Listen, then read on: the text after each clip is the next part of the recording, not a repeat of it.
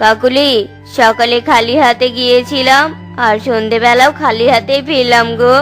আজকের দিনে তো আমার 1 টাকাও উপার্জন হয়নি। কিছু তো করতে হবে ওই টুনির। আমার সব যাত্রীকেও ছিনিয়ে নিয়েছে। এর জন্য এখন আমার অটোতে কেউ ওঠে না।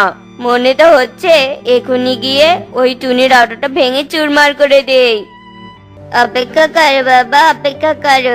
আমার কাছে না সুন্দর একটা প্ল্যান রয়েছে। এত চিন্তা করো না তো। এই রাতের অন্ধকারে তুমি টুনি মাসির বাড়িতে যাও আর টুনি মাসির অটোটার টায়ার পাংচার করে দিয়ে আসো।